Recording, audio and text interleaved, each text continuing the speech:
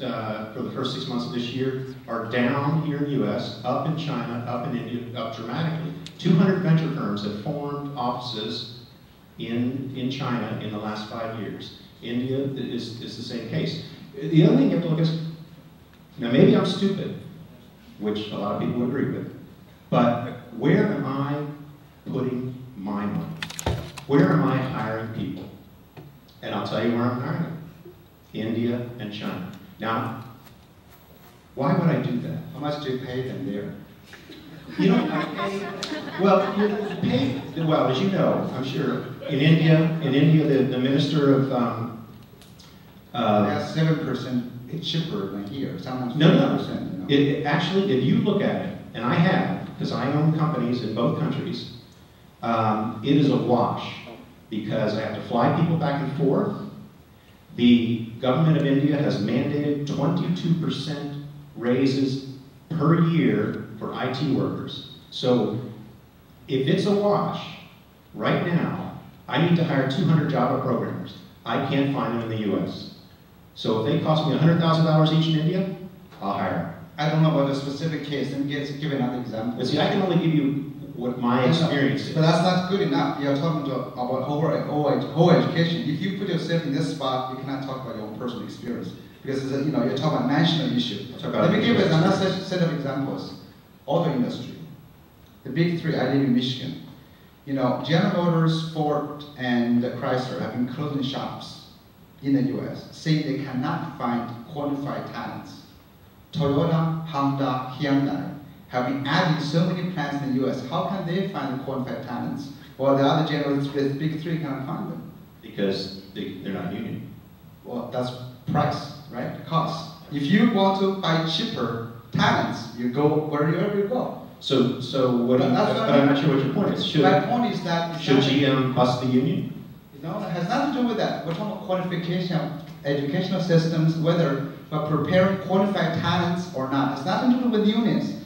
I think you were talking about the capital flow go to China or India. Soon they're going to be going to Cambodia, Vietnam, Africa, because they're cheaper labor, not necessarily you cannot find the same quality labor in the US. I can't believe, for example, I will not believe Michigan does not have better qualified auto workers than Sichuan, China. Most of them, I grew up there, the farmers, the rice farmers, washed their feet and came up to be auto workers. They cannot become qualified. When it comes to auto workers, I don't argue with you at all. Well, but when it comes to software developers. Okay, managers. Let's talk high managers. I was with Mark Tucker, the Center for Education and Economy, which released a new report called America's New Workforce. We toured China. We toured about 10 different factories, those joint plants, and we interviewed a lot of general managers. And eventually, most of them have import senior level manager from the US. Why? Because Chinese, even the best engineer schools, cannot produce the talents they need to manage their factories. So eventually, they have to move. But you know why that is. The Cultural Revolution ended 30 years ago.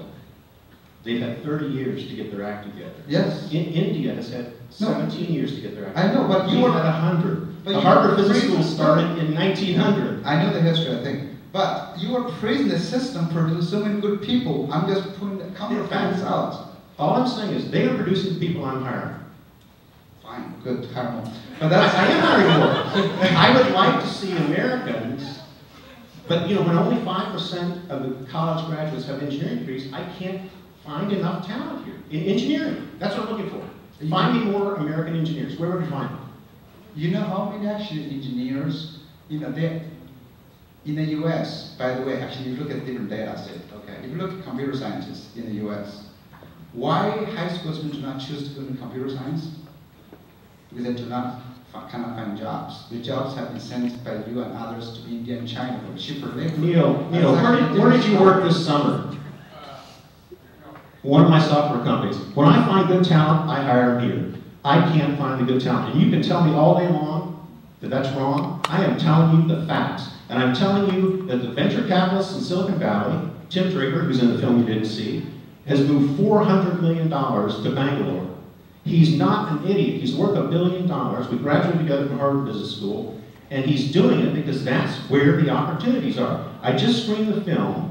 at the Stanford Graduate School of Business. A third of the audience was Indian. Great dialogue. IIT undergrad in computer science was the most vocal. And he just got his MBA in entrepreneurship from Stanford. And I said to him, I guess you're worried about getting your H-1B visa. And he said, no, I'm not. I said, oh, you already got it. He said, no, I'm going back to India. That's where the opportunity is. And I said, show of hands from the Indians, how are you going back to India? Over half of them. I'm just telling the facts. So what's the point? The point is, they're going to India, and that's where they see the opportunity. They are smart guys. The money is going to India. That's where they see the opportunity. They are smart guys. Well, the industries have always shifted. I think when you are Tim Draper, whoever says this then, I really think in America, if you try to hire people at a cheaper price, you won't find them. You have to go to other places. I think there's much more to do with cost and qualification. If you want to buy the same product at different price range, you go to the cheaper one, that's for sure. What I'm arguing American schools, American students should have, is not have the same talents. So for example, if American students have exactly the same qualification as the Chinese cost 7 times less, where would you go? So I don't know why you can't find the talents here, whether you are paying too little, or maybe not paying enough, to find them. These are $80,000 to $100,000 a year jobs. Maybe that's too low. I don't know. I'm not sure, because you comparatively speaking, you can go to other places. I will. If you can code in Java, if you can design complex computer systems, I'll hire you tomorrow. And you know what? I'll give you equity too.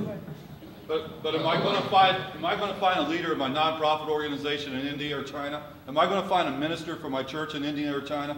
You know, you have a master's degree program in a divinity school at Harvard, Yale, and Princeton too. You know, the realization is you're doing a niche and saying all engineers in this particular thing. We have a wide variety of people that work in this country that need the education that's been exposed to civics education, U.S. government, freedom. You know, we have a freedom to fail here. You know, Thomas Edison took 1,001 times to figure out how to do a light bulb. In totalitarian governments,